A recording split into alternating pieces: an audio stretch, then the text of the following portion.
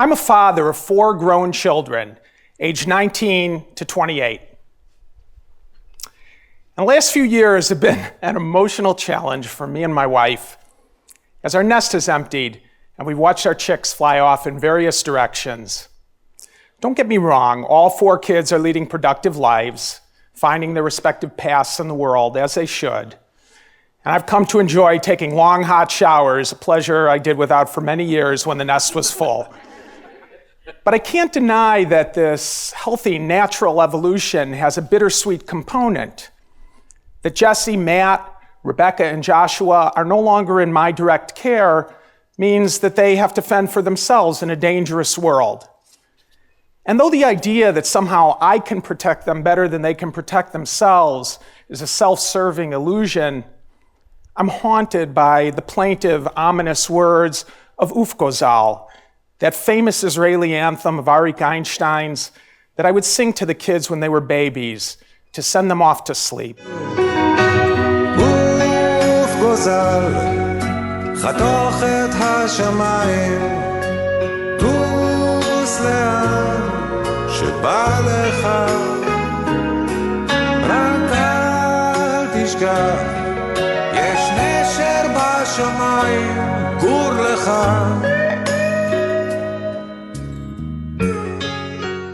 Steal away, little bird. Cut through the sky, fly to wherever you want, but don't forget, there's an eagle in the sky. Beware. Now, in addition to being a father, I'm also a poet. And it's these 2 elements that bring me to Eli Talks and tonight's subject matter. I've always felt that creating a poem is very much like creating a child, although a poem doesn't require expensive orthodontia or need to borrow your car on Saturday night. In fact, the desire to create is what draws me to writing poetry. And as a Jewish poet, whose worldview is shaped by the history, religion, national aspirations, spiritual longings, cultural mores of our people, poetry writing draws me nearer to God. Creation, after all, is a godlike activity, and we are created in God's image. This is the privilege of writing poetry, to create as we were created. And in writing poetry, I'm able to thank God by acknowledging that He has planted certain needs within me, the need to clarify and codify, reveal and release. When I'm confused, writing poetry allows me to strip down my thoughts, to buff and polish them until they are so shiny I can see my reflection in them. And this helps, especially when there are hard truths to accept. Among these, that God has created a world in which parents cannot protect their children. I have a dear friend in Israel.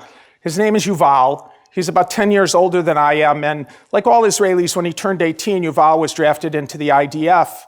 He became a tank commander and saw heavy fighting in the Six-Day War, the Yom Kippur War, and the 1982 war in Lebanon. And one night in March of 1995, shortly after Yuval's son was inducted into the IDF and stationed inside Lebanon, he and I had dinner, and Yuval told me a story. It is late. Yuval is at home in bed next to his wife Orit in a deep sleep, and suddenly he hears the sound of an engine. Immediately he is awake. He looks at the clock next to the bed. It's 2 a.m. Yuval knows the sound of an army jeep. He tells me it has a particular growl that cannot be mistaken for anything else. And he also knows by the sound of the engine idling that the jeep is parked in front of his apartment building. Yuval is certain looking for the address, which is hard to see in the dark. They have to make sure they've come to the right place because they're here in the middle of the night to tell Yuval and Orit that their son has been killed in battle. Yuval says, "You can't imagine how scared I was, and I've been in terrifying tank battles. I've seen friends die in front of me. There were numerous times in the wars that I fought that I didn't think I was going to make it home alive. And yet I've never been as frightened as I was in the moments leading up to learning that my son was dead. I imagined the next few minutes. I realized I would have to wake Orit. There would be a knock at the door, the soldiers in their dress uniforms, Orit screaming before they could announce the purpose of their visit, Orit collapsing to the floor, our neighbors streaming into the hallway in their pajamas to see what was going on. And I would stand there mute and helpless, knowing that no matter how long I might live, now my life was over. And then the engine revved up, and Yuval heard the unmistakable sound of the Jeep moving. They were looking for some other address, some other soldier's parents. Yuval says, I'm not proud of how I felt at that moment. Some other family was going to have to endure the awful scenario. But I could feel no sorrow for them, only relief for myself. Yuval looked at his wife laying next to him. She had not moved. He decided he would tell her none of this. He looked at the clock next to the bed. It was 2:01. Now, when I think of my friend's story, which is often, I can't help but also think of the tale of the Akedah. The binding of Isaac is the ultimate biblical trope for a world in which parents cannot protect their children. What parent thinks Abraham did the right thing? This Abraham, this giant of a man who begged God to save the worthless citizens of Sodom, this Abraham, this father to us all, did not utter a word of protest to try to save his only son, the son of his old age, the son whom he loved, Yitzchak. The Midrash tells us that when Abraham bound Yitzchak to the altar and placed the blade against his son's neck, both cried tears of joy, privileged to play their roles in carrying out the divine decree. It's only when the angels, their own tears falling from the heavens like rain, plead with God that God is sufficiently moved and commands one of the angels to call out, Abraham, Abraham, and it's over. Is this the faith to which I must aspire? Unquestioning faith, unshakable faith, faith primordial, faith eternal, merciless, murderous faith? Then don't ask me to be faithful, because I'm a father and I know the unsettling truth.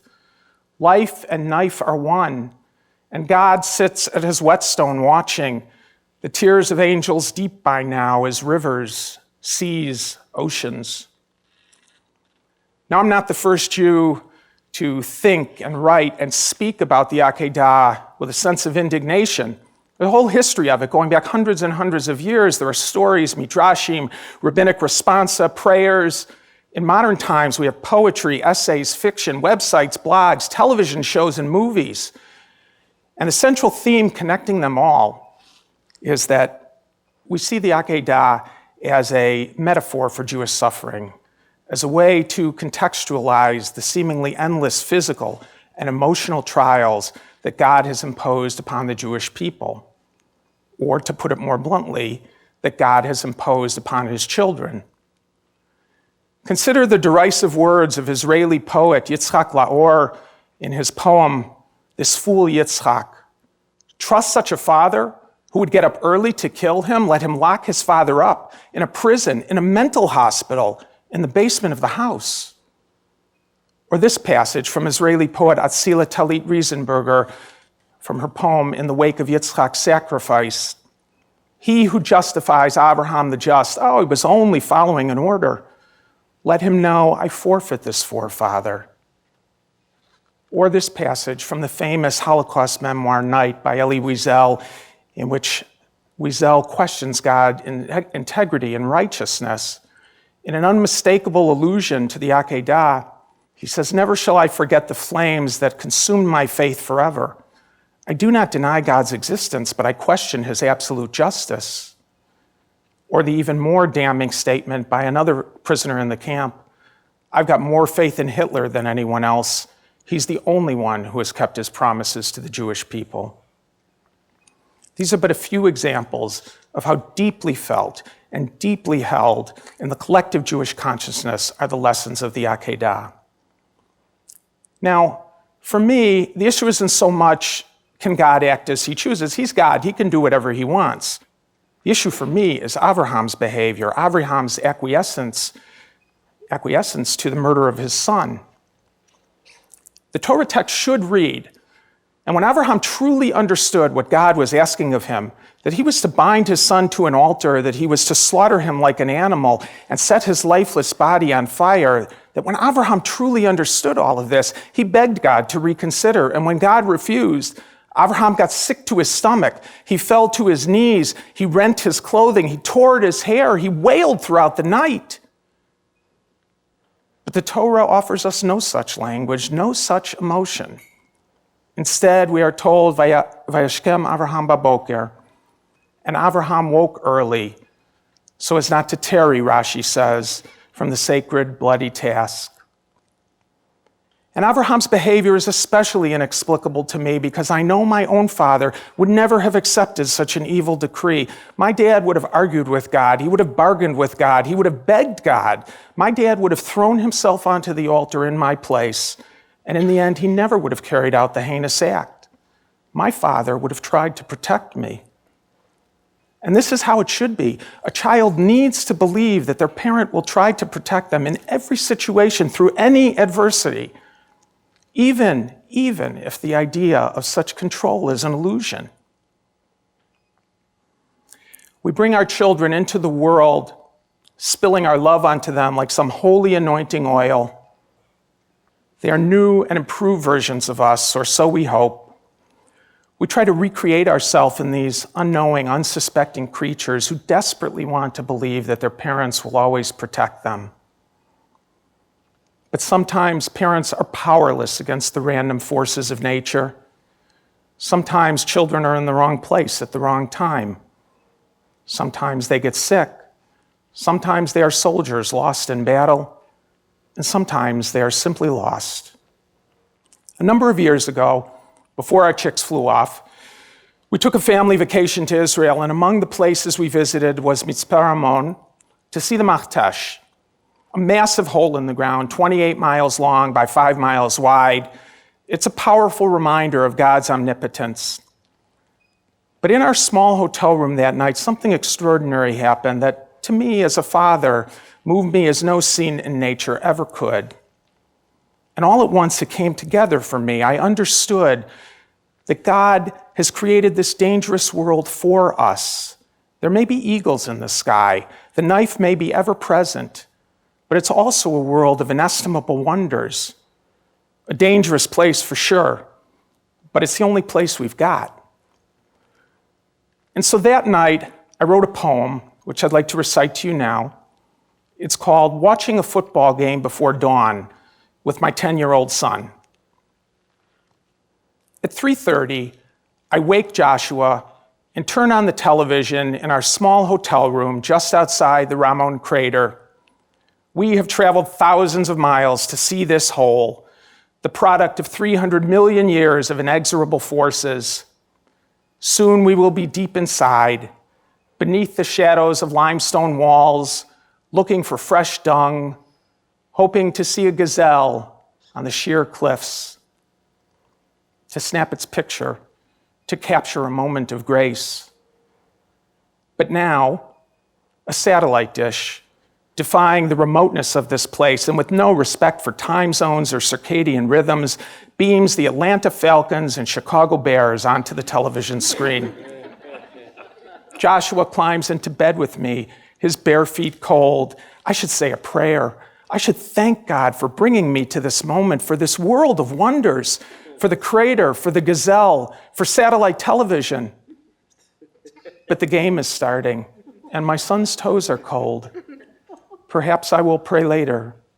Perhaps I will write a poem. We can try to hold God accountable for all the things in our lives that confound us, demoralize us, remind us that we're mortal, and have no control over the random circumstances of life that affect us and those that we love. Or we can open our eyes and we can appreciate a big hole in the ground, a magnificent animal defying gravity whose poop we'll search for on our hands and knees, a football game that some human mind has figured out how to beam through the atmosphere to the middle of nowhere. When we open our eyes, when we really open our eyes, what we see and what we experience is astonishing. And when I think of that gorgeous moment in the history of my life, my son lying next to me trying to warm his ice-cold feet, watching Brian Urlacher sack Michael Vick for a 12-yard loss as the sun rises over the Machtesh, I realize that the harsh God who could command a father to kill a son is the same God that sends angels to watch over us. And I imagine that when I listen, when I really listen, I can hear them calling out my name. David, David. Sometimes I can almost imagine anything. Thank you.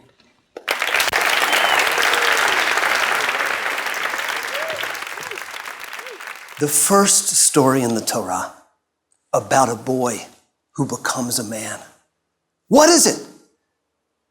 It's the story of a man with mixed feelings and misplaced aggression, the very first murder.